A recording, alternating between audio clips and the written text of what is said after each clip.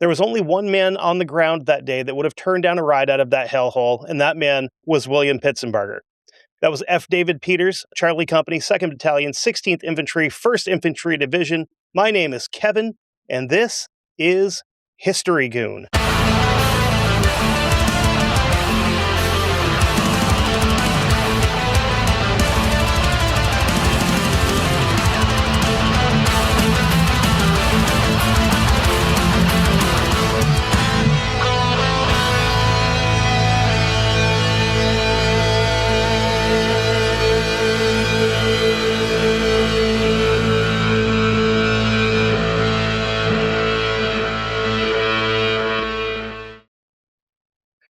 Whew. Well, I'm back. Feels like I haven't done this in forever, even though it's literally been a week since I recorded something. And what a week it's been. Lot of moving parts this past week. If I sound a little weird, it's because I just had some dental work done. So I'm still getting used to things being the way they should be. Then I had some other stuff going on with, going through divorce mediation and all that, which went better than I think I expected it to. But things are good.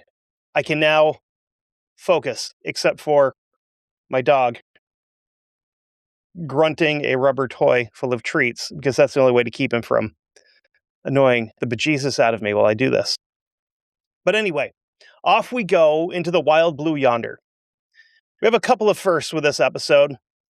This is the first time that we have discussed someone in the Air Force. Dick Bong, who was a pilot, was actually still in the Army Air Corps. It was before the Air Force was a thing. It was before the Air Force had split into its own separate branch.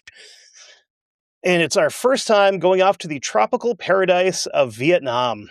So you know it's going to be a good time. The history of Vietnam is a little complicated, to say the least. It's an ancient culture in the Red River Valley, with the first kingdom created around 207 BC that lasted less than 100 years before the good old Chinese rolled in and just kind of chilled for a minute. By a minute, I mean in 938 AD, after 1,000 years of Chinese overlords, they gained their independence. They went through what every country kind of goes through: internal strife, infighting, empire change, and then eventually, God help them, the French show up. In 1858, the French popped in for some snails and empire building when they created French Indochina, which was Vietnam, Cambodia, and Laos. So it's not just Vietnam. It's Vietnam and the other two places that when the U.S. was fighting there, we weren't supposed to go into, but oops. Dudes in jeans and tiger stripe fatigue jackets may have accidentally crossed the border into Cambodia and Laos to kill NVA. But who am I to say? I don't know. I wasn't there. I've just listened to guys on other podcasts that were there talk about some of the wild that they did in Vietnam, including a guy I cannot for the life of me remember his name. He was just on Sean Ryan very recently. He was Mac V. Sog, which are badasses, to say the least. And he was talking about how the Viet Cong used to like ambush them in the elephant grass, which is like super, super tall grass. So you really don't see them coming. And then they just pop up and bam, Viet Cong. And he got a 12 gauge shotgun because that's going to work really well in that kind of environment. But his problem was the buckshot didn't have the kind of spread that he wanted. Whereas like birdshot will spread a lot, but it doesn't do any damage. Buckshot is a much tighter pattern, and the pellets are massive, like a little bit smaller than a 9mm in diameter. It's about the size of like a 32 or a 38, I think, if I remember correctly. But that wasn't cutting it either. So he custom built a bunch of 12 gauge loads with the 5 dong coin, which is, I know, I had a hard time. Not like dong, but it's a Vietnamese coin, and they would load a bunch of those in there, and then according to him, and when he told the story, he sounded really serious. Like this is a thing that happened. Um, a Viet Cong soldier, he said he was like maybe 18. At the most, he was like 17, 18 years old.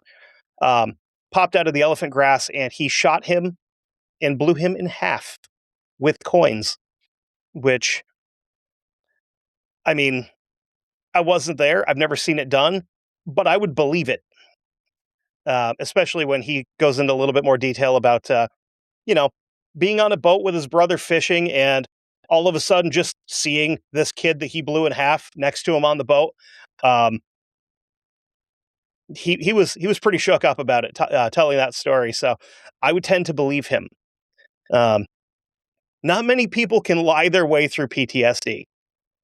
So, or battle fatigue, sorry, as they would have called it in Vietnam, which, you know, same thing, whatever.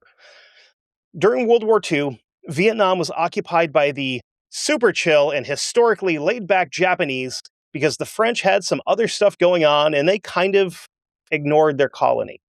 Um, like the Nazis rolling in and their government sucking butt and rolling over to the Nazis and basically just giving them France and all of their crap in North Africa. Um, but and again, I've said it before, World War II, the French government sucked. The French people were awesome. Their partisans were like second to none. Fantastic. I've got a couple on my list that we need to cover. And this little known dude, Ho Chi Minh, and the Viet Minh fought the Japanese and declared independence in 1945. Conveniently, right around the time the war ended. Um, I wonder if dropping the sun on them twice had something to do with that. Anyway, turns out France wasn't cool with this idea, and the First Indochina War kicked off with an estimate of 1 million people, mostly civilians, being listed as casualties. The French lost after the defeat at Dien Bien in 1954, and after the Geneva Accords were signed, and Vietnam was split into the anti-communist South and the super stinky, evil communist North. Then it became a problem for Uncle Sam, because if there's one thing that our dear uncle cannot abide, it's communism. And I'm with him on that. Um, the whole creeping threat of communism in an area of the world that we wanted to have interests in. This would lead up to the man that we're about to talk about. I originally had this written as the men that we're about to talk about. But after looking into the guy that was supposed to end this story out, I realized that both of them deserve to have their stories told individually. Neither one of them end well, spoiler alert, but both of them have incredible stories. So I didn't feel like I could do both of them justice by telling their stories at the same time. And another first for this episode is this is our first listener suggested episode. And this comes from my buddy Jesse Green, who, full disclosure, I have owed Jesse this episode for approximately 6 years, I would say, because I was initially going to cover it on my old show and never got around to it, unfortunately. But fortunately, we're here now. William H. Pitsenbarger was born July 8th, 1944 in the Cincinnati suburb of Pequot, Ohio. From a pretty young age, he knew that he wanted to serve in the military in some form or fashion. Well, in high school, he played a bunch of different sports. He did wrestling, which the strength and conditioning training from that is going to come in handy. That's a mystery mousecatool that he's going to stick in his pocket and save for later. His plan in his junior year was to leave school early and join the Army and become a Green Beret. And if it tells you anything about how the Green Berets operated in Vietnam, the Viet Cong were scared of them, but they would intentionally attack Green Beret detachments that were out doing, like out doing like recon and stuff like that, so that they would have to call for help from the Marines because they were also terrified of the Marines. And they figured the more Marines they killed, the better they would be in the long run. Until they ran into the South Korean ROK Marines, and then they were like, we don't want to play with Marines anymore because the South Koreans were scary as hell when they fought in Vietnam. Mom and Dad said absolutely not, because at the age of 17, he would still need them to sign off on waivers for him to go into the military. So now he waits until 1962 when he graduates from high school. He then worked at a local Kroger after school, but December 31st, 1963 rolls around and he heads off to the recruiting station. So he walks into said recruiting station, and I'm assuming this is at a time where they were all in one building. I'm not sure that they are now. It's been a minute since I've been at a recruiting station. It's been approximately 20 years since I've been in a recruiting station, which obviously I didn't get to go, which, depending on how you want to look at it, is either a good thing or a bad thing, because if I was allowed to have gone, my life would be completely different than it is now. Maybe for the better, maybe for the worst, but everything happens the way it's supposed to. I'm a firm believer that there's a plan for all of us individually, without going into too much stuff. And I feel like that's not where I was supposed to be. Like I'm supposed to be here, and that's why I'm here doing this. So he walks past the Army recruiter, walks past the Marine recruiter, obviously walks past the Navy recruiter, because that's just not his thing. He goes straight to the Air Force, and maybe he found out that the Air Force has better food.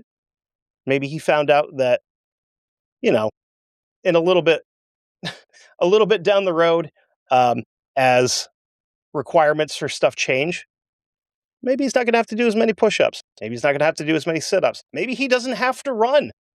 Who knows? I'm just going off of what I've seen people that were in the military talk about, where they're like, oh yeah, no, the Air Force, they're not the Army, but I mean, they're still pretty awesome. After completing pararescue training in 1965, now Sergeant Pitsenbarger gets his orders. He's headed to Vietnam, Detachment 6, 38th Air Rescue and Recovery Squadron, located in Ben Hoa Air Force Base, not too far from Saigon. Now, this is already going to be a fairly short episode, because I unfortunately couldn't find a lot of information on this guy. And basically, anytime I Googled him, I would get a little bit, and then it's like, oh, they also did this movie about him, which I will get to the movie eventually. I didn't get a chance to watch it yet. I have heard that it is fantastic, but I have not had a chance to watch it yet. I kind of want to go into exactly what an Air Force PJ or a Pararescueman really is, because this isn't regular Air Force. This is special. And there is another PJ on my list that I could have put in here, but again, deserves his own episode, and I will have some controversial opinions on that one, because that guy got screwed. A lot of things happened there where he was initially thought to be dead, so the crew of Navy SEALs that he was in there with left him there. And then he continued to fight like a demon for about an hour before he actually finally died. And then the story was buried, lies were told. He was finally awarded the Medal of Honor way, way too long after what he did. And yeah, it's just it's not a great story, because there is so much dumb crap that went along with it that shouldn't have happened. Anyway, after a disaster in 1947 called the Clobbered Turkey Incident, where a B-29 called the Clobbered Turkey crashed into a mountain in Alaska, 6 days after it hit, the crash site was found about about 90 miles north of Nome. A group of men, Albert Kinney, Santhol London, and Leon Casey, voluntarily jumped out of an airplane with no medical training to try to help, or worst case, recover bodies. With a combination of poor visibility, high winds, and low temperatures, all three of these men died. The one that I found any detail at all about was Leon Casey, whose body was found 7 miles from the crash site after the wind blew his corpse across the surface of the snow. This incident here was a huge wake-up call for the Air Force. Yeah, they've got guys with the balls enough to jump out of planes to help others, but without that life-saving skills factor, they could potentially just make the issue worse by adding to the casualties like they did in this first situation. With that, the Air Force Special Courses was created at Gunther Air Force Base in Alabama under the charge of Commandant John Shoemate, who was a pharmacist.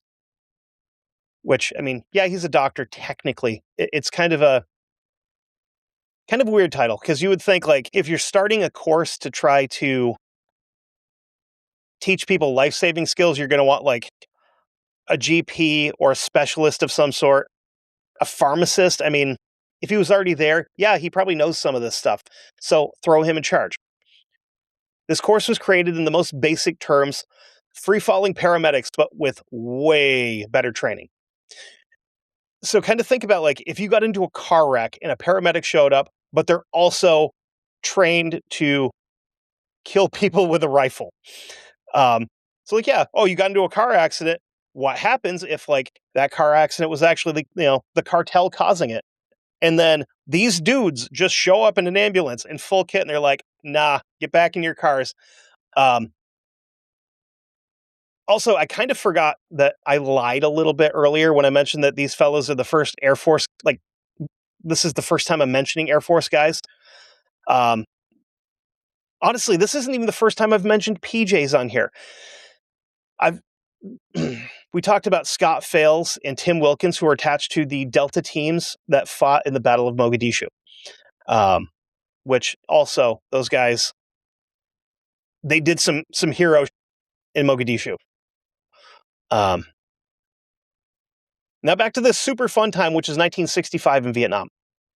Nothing bad at all happened in Vietnam that year. At all. Nothing. It's been really easy going. Everybody's having fun. They're listening to music. They're cooking. I'm kidding. The unit that Bill was tied to was made up of 5 air crews with 3 HH-43F Cayman Husky helicopters, which is, as something of an amateur helicopter nerd myself, this thing's weird looking. It's like kind of like a rotary winged short bus. If you're on video, I will put pictures. Pitts, as he's now called by most of his friends, has flown almost 300 rescue missions as a PJ during Vietnam. Basically, being flown out, rescuing downed airmen and injured infantry guys alike. This is where a painfully short story with a not-so-happy ending begins. This goes back into something I've said before. For some reason, it's easier to find just tomes of information about some of the evil, awful bastards that I cover on the show. But then you find 3 pages on a legitimate hero. It's frustrating, but at the same time, it kind of rolls back in with that whole true crime thing, where there's a ton of information about all of these awful serial killers, and you have no idea about the background of any of their victims. You get a name, and like, oh, they were loved by their family. They lit up a room when they walked in. They were still a person. They had a story that was cut, unfortunately, short. And I feel like that happens a lot with guys like this, like William Pitsenbarger, where, again, guy's a hero and we don't know anything about him really. I do know that I found a picture of him somewhere on an airfield with a tiny monkey on his shoulder, and he looks super happy, which is fantastic. I may end up actually using that as the cover photo for it because he looks like he is just living his life, living the dream, hanging out with a tiny monkey, and it's amazing. On April 11th, 1966, 134 men from the 1st Infantry Division, the Big Red One, were ambushed and surrounded by 500 Viet Cong. The 1st Infantry Division is a big deal. They've been around since World War I, kicking ass and stacking bad guys in every major conflict between World War I and now.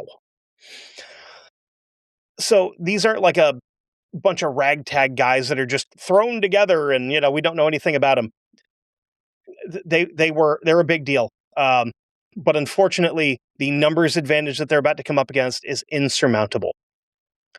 As the firefight continued and American casualties start to build, Detachment 6th of the Air Force's 38th Aerospace Rescue and Recovery Squadron gets the call. It's Bill Pitsenbarger's time to shine and to prove that he was at least 70% BMI, which in this case stands for Balls Mass Index, not body mass. He's at least 70% balls. 75, possibly, but he's all balls. The problem that he's about to run into is fighting people in their own backyard is they tend to know the area better than the attackers, which is why we had such a hard time in Vietnam and Afghanistan and Iraq. We're better off fighting people in European countries that they're not from. We do really well there, especially if we have shotguns. The ambush was triggered in a very dense section of jungle that has what's called a triple canopy, meaning the tallest trees rose to about 150 feet, with another layer growing to about 100 feet and others below that, like in the 50 to 80 foot range. And if you're not familiar with helicopter ballistics, they're not good with trees. The good news was the Huskies are designed to kind of work with this, sort of, in a way. They could kind of hover in spots where the forest was thin enough where they could lower winches and hoists to start getting the wounded up and out. Bill Pitsenbarger was the rescue and survival specialist on board Pedro 73, one of the 2 Huskies that made the rescue attempt.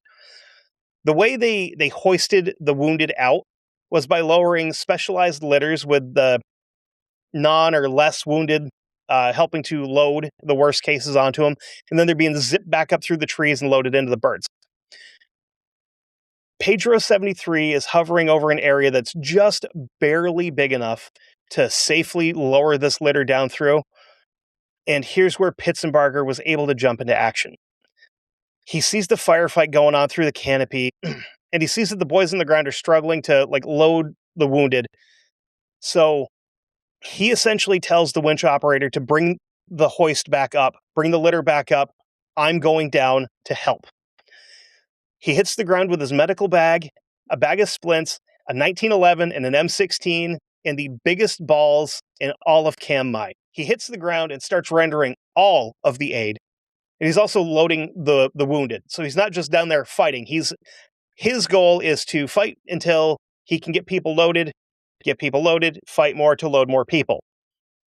With both birds loaded down with 6 wounded each, they took off to get them back to an aid station.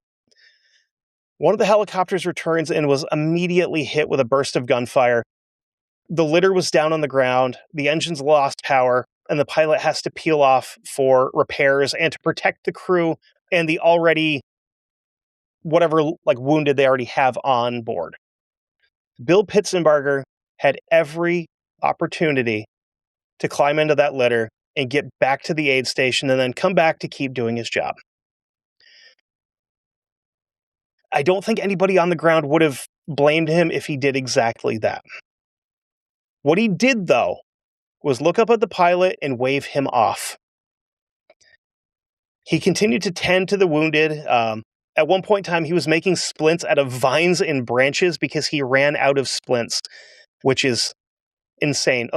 The amount of ingenuity to be like, okay, I'm getting shot at.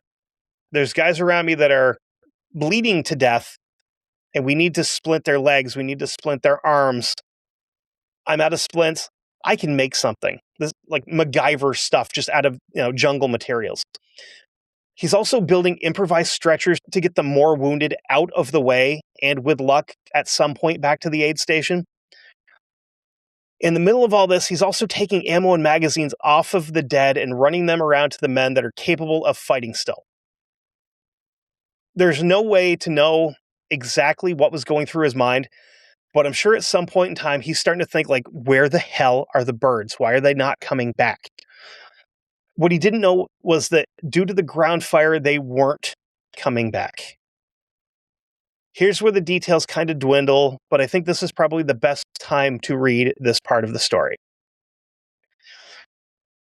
And from the first sentence, you can probably tell where this is going to go. For conspicuous gallantry and intrepidity at the risk of his own life above and beyond the call of duty, Airman First Class Pitsenbarger distinguished himself by extreme valor on 11 April 1966 near Cam Mai, Republic of Vietnam, while assisting as a pararescue crew member, Detachment 6, 38th Aerospace Rescue and Recovery Squadron. On that date, Airman Pitsenbarger was aboard a rescue helicopter responding to a call for evacuation of casualties incurred in an ongoing firefight between elements of the United States 1st Infantry Division and a sizable enemy force approximately 35 miles east of Saigon. With complete disregard for personal safety, Airman Pitsenbarger volunteered to ride a hoist more than 100 feet through the jungle to the ground. On the ground, he organized and coordinated rescue efforts, cared for the wounded, prepared casualties for evacuation, and ensured that the recovery operation continued in a smooth and orderly fashion. Through his personal efforts, the evacuation of the wounded was greatly expedited. As each of the 9 casualties evacuated that day were recovered, Airman Pitsenbarger refused evacuation in order to get more wounded soldiers to safety. Again, the balls on this guy. After several pickups, one of the 2 rescue helicopters involved in the evacuation was struck by heavy enemy ground fire and was forced to leave the scene for an emergency landing. Airman Pitsenbarger stayed behind on the ground to perform medical duties. Shortly thereafter, the area came under sniper and mortar fire. During a subsequent attempt to evacuate the site, American forces came under heavy assault by a large Viet Cong force. When the enemy launched the assault, the evacuation was called off and Airman Pitsenbarger took up arms with the besieged infantrymen.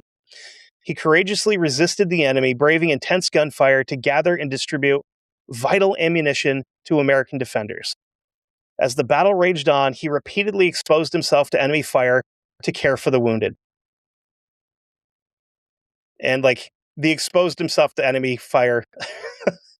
I always kind of thought he just drops his pants and starts mooning them. Take that. You. Anyway, this isn't funny. To care for the wounded. Pulling them out of the line of fire and returning fire whenever he could, during which time he was wounded 3 times. Despite his wounds, he valiantly fought on, simultaneously treating as many wounded as possible. In the vicious fighting that followed, the American forces suffered 80% casualties. So, you have 134 men. 80% casualties would be, 70, 72 guys that are considered casualties at that point, which is not great. As their perimeter was breached and Airman Pitsenbarger was fatally wounded. Airman Pitsenbarger exposed himself to almost certain death by staying on the ground and perished while saving the lives of wounded infantrymen. His bravery and determination exemplify the highest professional standards and traditions of the military service and reflect great credit upon himself, his unit, and the United States Air Force. William Pitsenbarger was killed, but he is directly responsible for saving the lives of 9 other men. He embodied the Pararescueman's motto, "These things we do, that others may live," right up to the end. On December 8th, 2000, the airman's father, William F. Pitsenbarger, and his mother, Alice, accepted the Medal of Honor from Secretary of the Air Force Whit Peters. During the same ceremony, he was also posthumously promoted to the rank of Staff Sergeant and was the first enlisted airman to receive both the Medal of Honor and the Air Force Cross after death. Um, yeah, I mean, this guy, hero. It's the only word that you can think of. The audience included battle survivors, hundreds of pararescuemen, a congressional representative, and the Air Force Chief of Staff. William Pitsenbarger is buried in the Miami Memorial Park Cemetery in Covington, Ohio, if you would like to visit and pay your respects. So again, painfully short episode, but oh, hold on, ADD break, because there was a movie.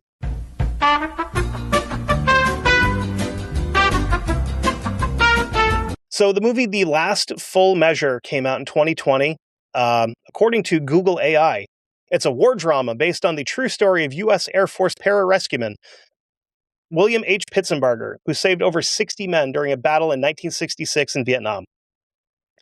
The film follows a Pentagon investigator working decades later to secure the Medal of Honor for the hero who sacrificed his life. Again, I have not had a chance to watch this movie. I will at some point sit down and watch it because it seems like it'd be really good. But yeah, I mean, Vietnam wasn't a good time. Nobody had fun there. You would be pretty hard pressed to find anybody that fought in Vietnam that would look back at it with any kind of positive memory. I think it's one of those conflicts where, like, did we have to be there? No.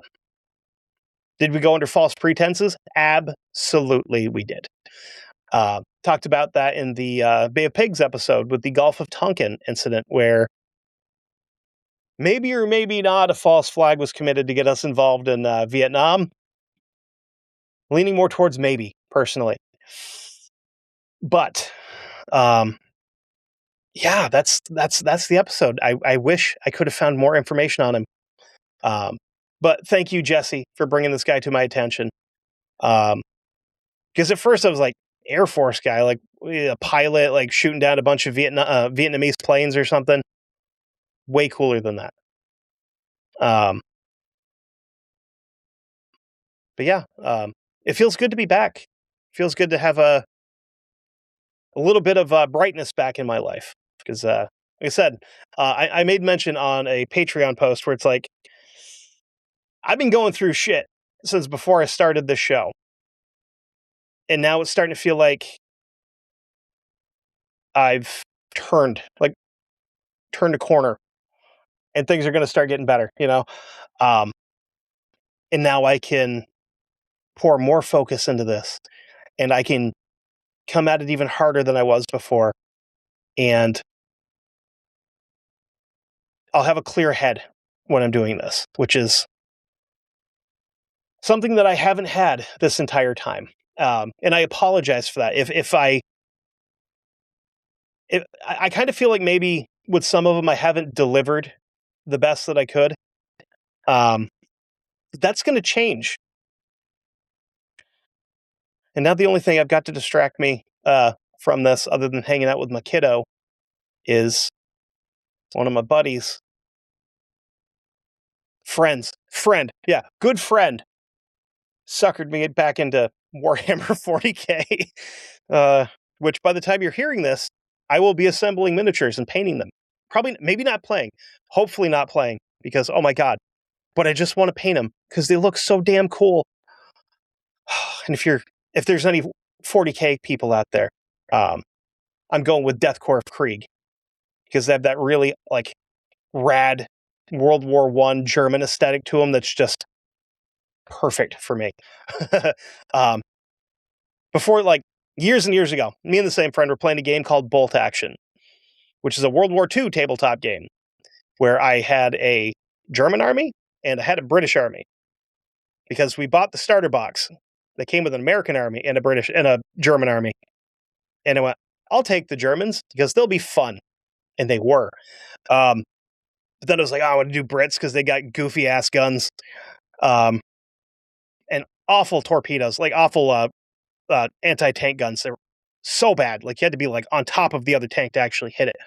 But there's an offshoot of that called Conflict 47, which is like a fictionalized thing where World War II didn't end, but somewhere in like 1947, obviously with the number, a rift opens and all this weird ass tech just like poops out of this thing in like each country. I was like, I'm going to keep playing as the Germans because they got like spider tanks and Fallschirmjäger airborne guys with rocket packs, and they've got werewolves and giant vampire monster things that can fly. I'm like, this is awesome. And then we fell off of that. Whatever, that's fine. Not a big community for it in the area. Then about a week ago, he's like, hey man, you need something to distract yourself. Why don't you look at some 40K lore? I'm like, okay, cool. And I stumbled across the Death Corps and I went, these guys look cool. I started reading the lore, and that led me into getting a book on Audible called Krieg, which is fantastic. Like if you're interested in 40 like Warhammer 40K, like that universe, good book. If you want, like, because they're not like the crazy like genetically altered super soldiers that are like space marines or anything like that. These are just like dudes, and their stories are way more interesting, I think. But then I realized today when I'm looking at them and I'm getting ready to order stuff, getting ready to buy stuff, like they look like my German crap from K-47, and that's probably why I locked in on them so hard. If you're interested, I'll post pictures as I'm assembling and painting, which is very exciting, I know. But anyway, I've rambled and I've digressed, and I'm not going to do that anymore. Patreon.com/1159media. $5 a month gets you access, early access, I might add, to History Goon, to Guessnicity with Luther, to Almost Fiction with Chase, to 911 calls with the operator, to the Never Daily with Sam and Chase. Also gets you backdoor access to 911 calls and the Never Daily and Guessnicity.